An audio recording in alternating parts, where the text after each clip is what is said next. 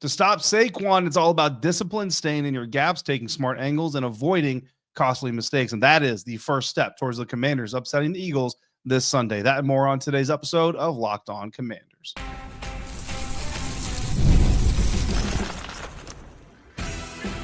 You are Locked On Commanders, your daily podcast on the Washington Commanders. Part of the Locked On Podcast Network, your team every day. And welcome into today's episode of Locked On Commanders, part of the Locked On Podcast Network, your team every day. I'm your host, David Harrison, credential member of the media, covering the Washington Commanders for Sports Illustrated's CommanderGameDay.com. You can find me helping out this season with WUSA9.com. I'm also obviously here with you every Monday through Friday.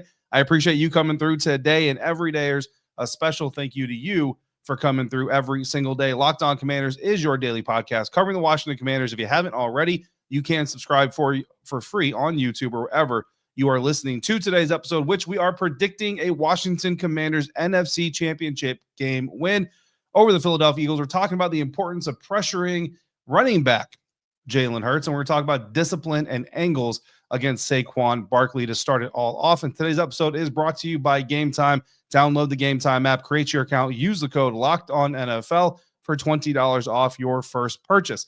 To stop Saquon Barkley, that's where it starts. To win this game for the Washington Commanders, it's got to start with Saquon Barkley. We heard it from Bobby Wagner, Frankie Luvu, Joe Witt Jr., Dan Quinn, pretty much everybody. That's where this thing is going to start for the Commanders. It's all about discipline.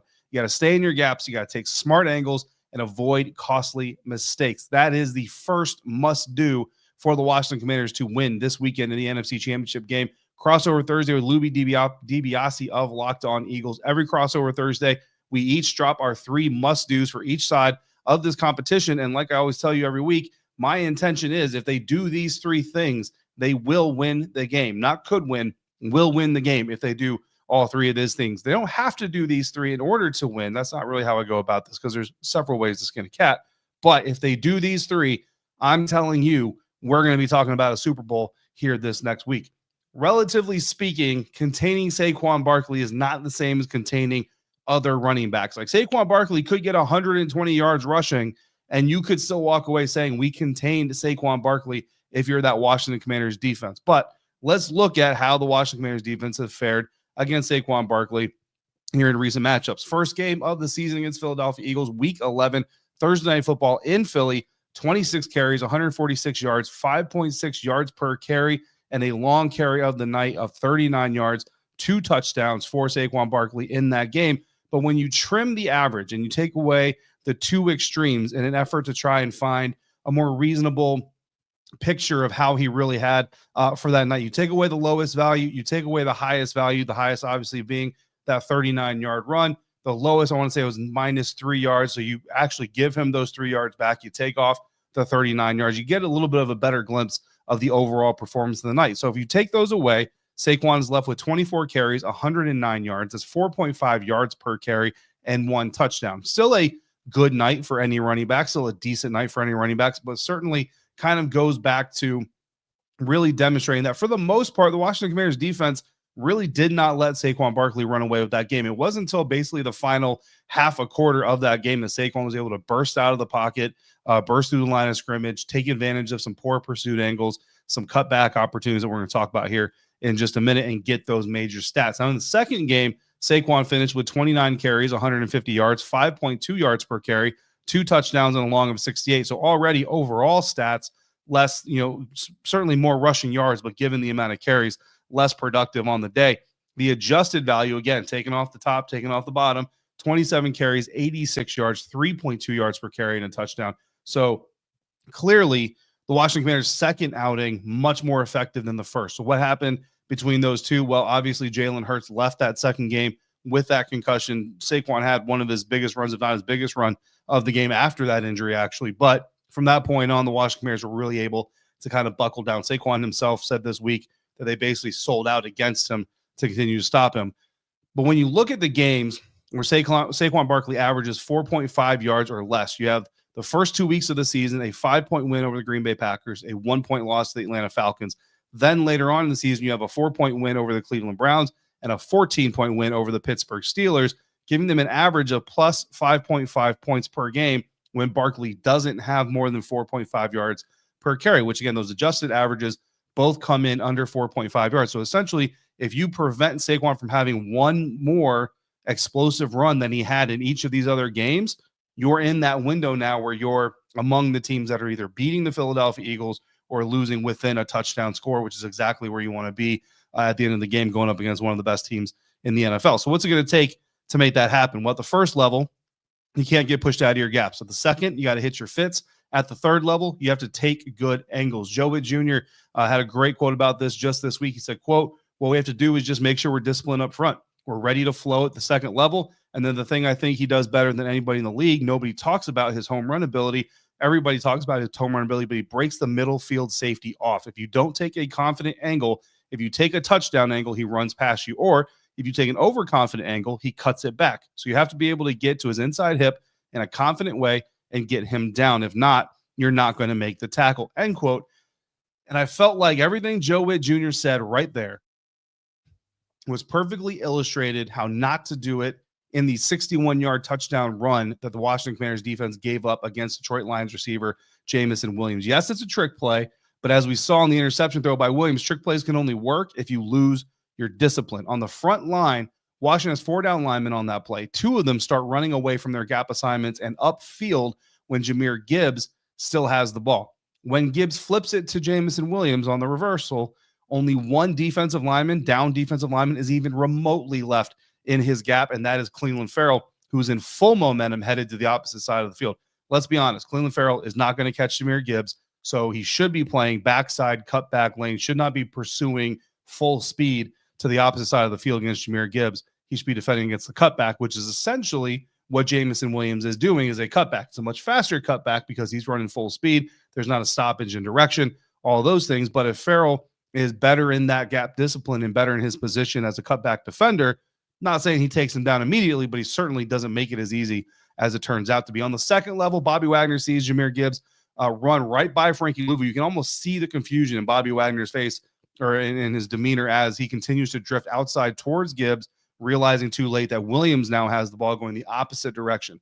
On the far side, the side that Williams is now running towards, Jeremy Chinn makes the same mistake Ferrell did and starts pursuing full speed towards the left side of the field, abandoning his right side cutback position. A reverse is basically a speed cutback run play, if that makes any sense. On the third level, Quan Martin and Percy Butler both crash down into the box. They don't take Mikey Sainrisso's alert that the run is going the other way fast enough. When they do realize Williams is going the other way, Martin is too far into the wash. He gets blocked out of the play.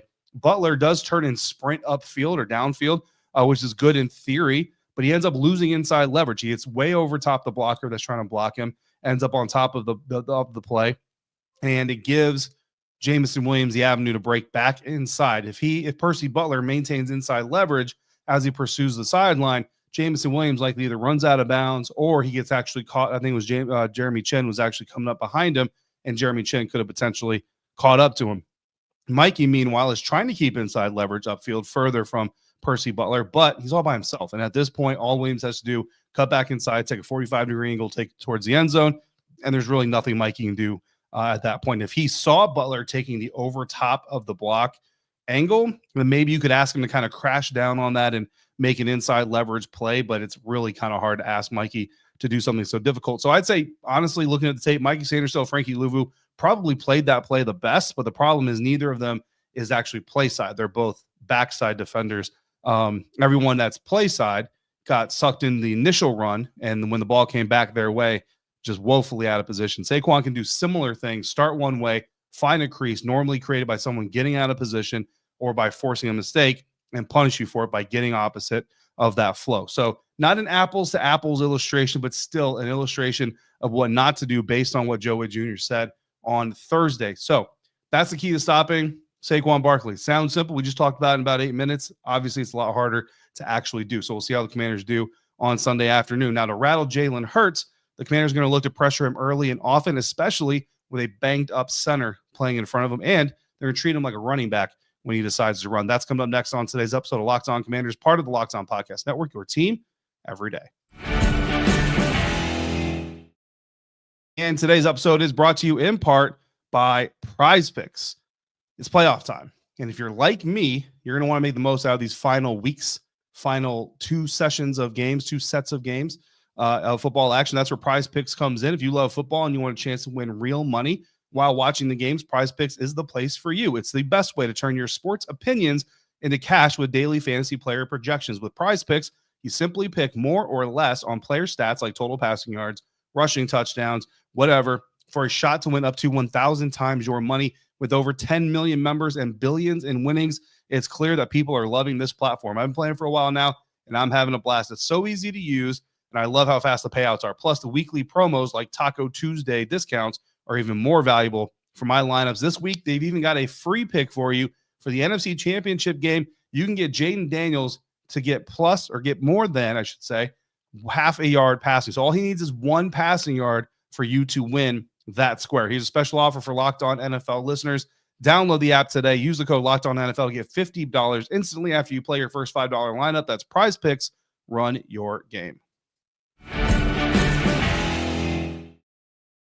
To rattle Jalen Hurts, the Washington Commanders are going to look to pressure him early and often, especially as he's banged up and his center in front of him is banged up. And they're going to treat him like a running back when he takes off, which does not have Eagles fans all that happy. We're going to talk about that next year on Locked On Commanders. And if you want to get even more out of Locked On Commanders, all you got to do is sign up to be a Locked On Commanders insider at joinsubtext.com/Locked On Commanders. From there, you're going to be able to text me, but I'm also going to be able to text you. I'm going to send you insight information. I'm going to send you practice notes, press conferences, bullet notes, all these kinds of stuff, and also exclusive access to our insider-only Zoom conferences, which we're doing pregame and postgame here this season, where we get together in a Zoom conference and we just talk about something that we're all interested in, and that, of course, is Commanders winning football. So join subtext.com/Locked On Commanders. Try it out for free for the first 2 weeks. See if you like it, like the rest of them seem to. Pretty good unsubscription rate. Don't have a lot of unsubscribers out there, so I greatly appreciate that from the insiders. Talking about the three things that the Commanders have to do. If they do these three things, they're going to win this game. First one, obviously, contain Saquon Barkley. We talked about how you potentially do that, how Joey Jr. says to do it, illustrated a little bit from a play where they didn't do it and how they can how they need to get better, and just how those mistakes can really punish you. Number two is going to be to get after Jalen Hurts. And obviously this defense wants to get after every quarterback, but more specifically this week, get after Jalen Hurts. Jalen Hurts is wounded. Left knee injury, suffered against the Los Angeles Rams in the divisional round of the playoffs. He was a full participant in practice on Thursday and Friday. He's going to play. I don't think anybody ever had a doubt that he was going to play, but I did see a video of him floating around on social media of him doing some light workout, right? It wasn't like a full-blown, play or whatever. It was a light workout, but some rollout type stuff, things like that. Now, the video is captioned, and it's a Philly media member, right? But the video says, here's Jalen Hurts doing a little bit of movement. Looks pretty good. I've watched a lot of quarterbacks do that same type of drill, even at half speed. Jalen Hurts looked very stiff, did not look very good in my humble opinion. So again, it just depends on how you see it and who you talk to, I guess. But I'll tell you right now, movement looks stiff, and a movement looks stiff in practice. It's probably going to look stiff in the game. You sure you get adrenaline, maybe a little bit of an injection to help you out there, but the cold is going to set in. It's not going to be like 8 degrees out there, but it is still going to be in the 30s, high 30s, maybe low 30s as the evening gets on. So cold muscles can tighten up a lot. Look, I don't have any empirical data to give you when Jalen Hurts plays banged up versus when he doesn't banged up, but I will tell you this. Hurts has the longest time to throw average in the National Football League among all starting NFL quarterbacks. And it's not just because he's on an offensive line that lets him sit back there and take his time, though his offensive line is really good. It's because he has the ability and likes to extend plays. He likes to keep plays alive as a passer before opting to become a runner. Now, sometimes we'll see him just take off, 1-2 step, boom, hits the ground and takes off running. But most of the time, he's trying to extend the play, stay alive as a quarterback to make sure he has the opportunity to throw the ball downfield. If he can't do those types of things with this knee injury, that is going to cause problems for him because he's now playing against a 12th opponent. It's not just the 11 defenders. Now he's at a 12th opponent, which is that leg, which is forcing him to play outside of his instincts. But also, it's going to give the Washington Commanders pass rushers that opportunity for a second rush to get after the quarterback. If Hurts does take off, he's going to be met with force. Joe Witt Jr. on if Jalen Hurts decides to run, quote, if he's going to run the ball and if the coordinator makes a decision for him to run the ball, we're going to treat him like a running back and we're going to hit him that way. So that's their decision. If they want to get him hit that way, that he gets hit. If they don't, they'll keep him in the pocket, but that's what we're going to do. End quote. And I'll tell you right now, that's not a threat. It's a promise. And if you've been following this show, if you've been following the Washington Commanders, you know when Joe Witt Jr. says that he and his unit are going to do something, you better remember that, or you better believe that he and his unit are going to do something. And look, there are Philadelphia Eagles media, there are Philadelphia Eagles fans who took exception to this comment and think that it equates to Bountygate, and he's telling his players to go hurt Jalen Hurts. So listen, they're going to tackle him the way they tackle a guy like Saquon Barkley. They're not going out there intentionally trying to hurt Saquon Barkley. They're trying to tackle a talented football player. It's actually kind of a compliment if you really think about it. But at the same time, there's a legendary quarterback out there who says, listen, these protections that these quarterbacks get shouldn't necessarily be there anyway. Tom Brady said, quote, this week, when quarterbacks become running backs and they're out of the pocket, they should lose their protection. Brady said this during an appearance on Fox Sports' The Herd. Continued, we're trying to protect the quarterbacks, but coaches are calling more quarterback runs than ever in the history of the game. So who is protecting the quarterback? We're trying to say the referee should do it, end quote. And I think Tom makes a really good point here. If you're going to become a ball carrier, you're going to you need to expect to get the treatment that a ball carrier gets. Jaden Daniels included. Nobody's taking Jaden out of this conversation. Now, what Tom was specifically referring to was a play where Patrick Mahomes became a runner, slid relatively at the last moment. Two Houston Texans defenders tried to put a hit on him, basically grazed the helmet of the quarterback. But Tom is basically saying, you're no longer a quarterback. You're now a ball carrier. You are a running back. And that is what Joe Witt Jr. is talking about. He's not talking about pummeling Jalen Hurts in the pocket, coming in high, hitting him in the head, doing all this craziness. He's saying, if you want to run the ball, then you now put yourself in play. Just like Jared Goff after the interception. A lot of Lions fans say, hey, quarterbacks are protected during an interception return just like anything else. And they are until they start pursuing the play.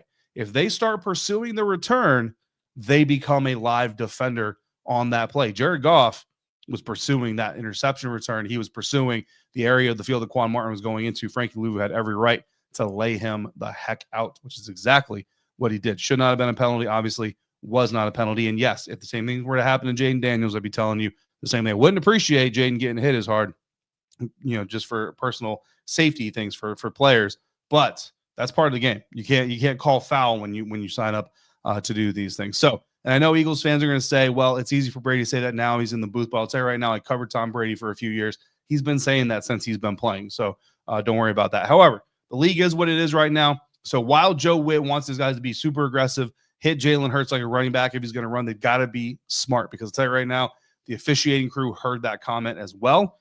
And especially against a wounded quarterback, like it or not, the NFL officials tend to lean more towards protecting wounded quarterbacks more than they do healthy quarterbacks. So these Commanders defenders embody the aggression of your defensive coordinator, but you also got to be smart. Now, there's another part of the injury report that came out this week that is very interesting. That is center Cam Jurgens is questionable with a back injury.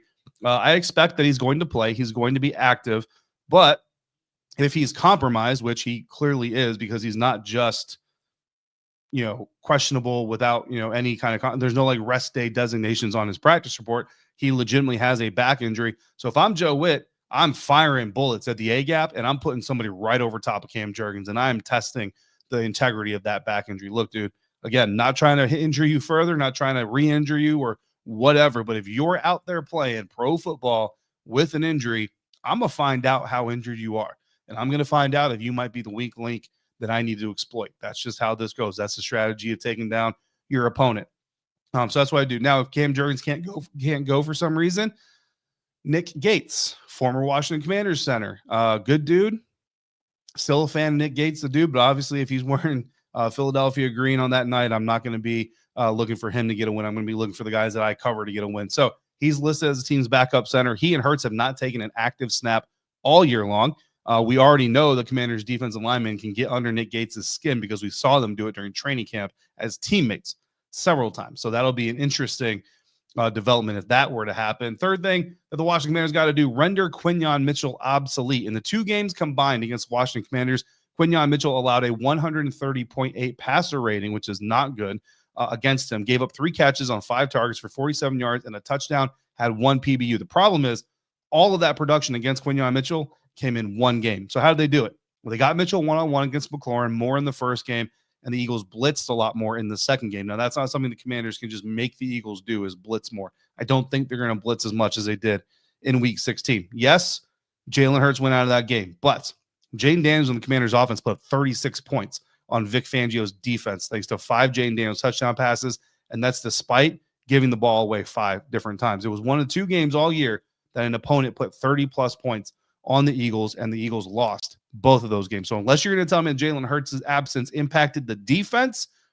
going back to Quinyon, I'd say the second worst game of the year that he had was Week 16, again, outside of Week 16 against Commanders, was Week 4 against Tampa Bay Buccaneers, another loss for the Eagles, and that's early this season. But there are still some things here that I'd like to see the Commanders take from that Bucs game. First, run quick plays at him, make him tackle, be physical in a way that he doesn't like to be physical. He's not a bad tackler, but he's got a shoulder injury. And again, just like Cam Jurgens, if you're going to be out there, I'm going to test this shoulder. So I want tunnel screens to receivers, and I'm telling Terry, I'm telling Ozzie, I'm telling whoever's getting that ball, you see number 27, test that shoulder. I'm getting Austin Eckler into the flat, same thing. Ben Sinnott, I don't know if it's going to happen, but I've been calling for it. Zach Ertz, John Bates, Brian Robinson Jr., I'm putting all of you towards 27, and I'm telling you, let's go find out how good this kid really feels. Then run routes that cross his face. Don't just run vertical routes against him. Run ins, run outs, run slants, run things that move him inside and bring somebody crossing outside. Do those types of things. He likes to play off because he's super concerned about giving up the top coverage play. Take advantage of that. Eat that cushion. Break inside, break outside, get those spaces, get 6 yards on second down, and put yourself in an advantageous third down. This is an NFC Championship game, and I know he's a good rookie, but he's still a rookie. I want to find out how concerned he is with giving up the big play that he's willing to give us the chunk yardage or the underneath chunk yardage, and then when they bring a defender underneath it, run a slant or run a drag right behind that one and take advantage in the middle of the field. The worst thing you can do against Quinyon Mitchell is run verticals and hitch routes against him all night. It's what the Commanders did the first time out, and it didn't work. So don't do that again. Do all this other stuff. And again, test out that shoulder early and often. Feeling good about the Washington Commanders' chances, if you can't tell. And I am going to predict a win for the Washington Commanders with their offense and defense clicking just enough, in my opinion, to outlast a banged-up Eagle squad and punch their ticket to the Super Bowl. That's coming up next on today's episode of Locked On Commanders, part of the Locked On Podcast Network, your team every day. And we're doing it thanks to our friends over at Game Time. I love going to live events, whether it's sports, music, theater, comedy. One of my favorite memories was attending a concert with my wife last year, thanks to Game Time. The energy and the excitement in the arena were unforgettable, and the price was great. Now, Game Time has made it even easier to get tickets for your favorite events with a new feature, Game Time Picks. It's new relatively. The feature filters out the fluff to show you only incredible deals on great seats, so you don't have to waste time searching through thousands of tickets. Recently, I was looking for tickets to an upcoming show on Game Time with Game Time Picks. I found amazing deals and could even see my seats before I made my purchase. Take the guesswork out of buying tickets with Game Time. Download the Game Time app, create your account, use the code LOCKEDONNFL for $20 off your first purchase. Terms apply. Don't forget to download the app and turn in the all-in pricing. It's great that you don't get to check out and have any nasty surprises. So again, download Game Time, create your account. Locked On NFL is the promo code for $20 off your first purchase. Terms apply. And what time is it? Game time. Today's episode is also brought to you in part by LinkedIn. Growing your small business in 2025 comes down to how well you can hire. And let's face it, better hires start with smarter insights. That's where LinkedIn comes in. With the strongest hiring data available, LinkedIn helps you identify the right candidates, gives you the confidence to make the best decisions for your business. I've used LinkedIn Jobs myself, and I can tell you, it's a game changer when it comes to hiring the right fit. Small businesses are wearing a lot of hats, so every hire is crucial, and LinkedIn understands that. That's why they're connecting you with the best candidates using data you won't find anywhere else. From unique skills and interests to the connections you share, LinkedIn helps you find the right person for the right job. In fact, 72% of small businesses say that LinkedIn has helped them find high-quality candidates. So hire smarter this year. Find your next great hire on LinkedIn. Post your job for free at linkedin.com/LockedOnNFL. That's linkedin.com/LockedOnNFL to post your job for free. Terms and conditions apply. If you couldn't tell, I'm feeling pretty good about the Washington Commanders' chances to beat the Philadelphia Eagles this weekend. In fact, I am going to be predicting a win. I think the Commanders' offense is clicking at the right time. I think the defense is doing enough at the right time. And I think the Eagles are banged up enough at the right time for the Washington Commanders to get a win this weekend. So how is this going to happen? Well, we've got insiders we got X factors, and I've got my X factor. I've got the insider X factor. My non-quarterback X factor in this is going to be cornerback Marshon Lattimore. This is the exact type of game that you brought Marshon Lattimore in. And look, I know he got beat up a little bit against Mike Evans in the Tampa Bay Buccaneers. The Philadelphia Eagles certainly went after him in that Week 16 matchup, his first matchup against the Eagles, or first matchup as a Commander against the Eagles this year. They certainly went after him. I'd say, a little bit of a give and take there. 3 penalties. Again, 2 of those penalties I don't agree with, whether that defender is wearing burgundy or any other color. But I think Marshon Lattimore is going to have a big role in this one, because I do think the Eagles are going to go after him. And the more the Washington Commanders are able to stack the box against Saquon Barkley, because Jalen Hurts' mobility is hampered. Again, I don't know to what degree it's going to be hampered, but I don't expect to see full-blown Jalen Hurts in this game.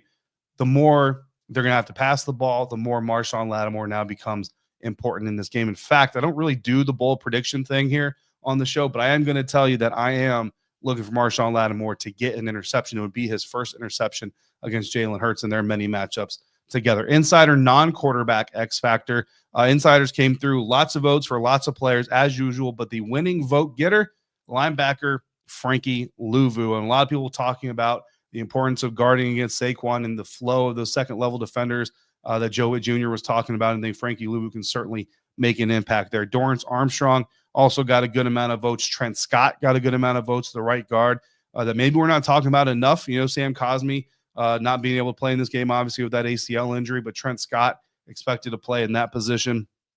Special teams got some love. John Allen got some love in this thing, talking about anchoring that defensive line against Saquon. John Allen did not play either of the 2 games this year against the Philadelphia Eagles, so he'll be a newcomer here. Marshon Lattimore also got some insider votes. Bobby Wagner, Cleveland Furl also got those as well. So those are the insider and my X factors for this game. Insider prediction, lots of votes came through. Most of the insiders said that they think the Commanders are going to win. There are some who said they do think the Eagles have too much in this, but ultimately the averages come out to 27-21 in favor of the Washington Commanders. My prediction this year, I'm 14-5 on the year, 13-6 against the spread. The Commanders are 6.5-point underdogs on FanDuel right now. The over-under is set to 47.5 points. Look, I'm feeling pretty bullish about this game, to be honest with you. I look at the injury reports. I just don't see the Eagles having enough firepower to sustain for 60 minutes against what the Commanders have. Even 146 yards on the ground from Saquon Barkley wasn't enough by itself to earn Philly a win in either matchup this season, again, by itself. So while it all starts with keeping Saquon contained for the Washington defense, the Eagles defense is going to have its hands full again with Jaden Daniels, who this offense is firing on all cylinders now that you got Brian Robinson producing again. Eagles defense, especially run defense, better than the Lions. So, I'm not saying that Brian Robinson is going to do what he did against Detroit, but certainly running with more confidence.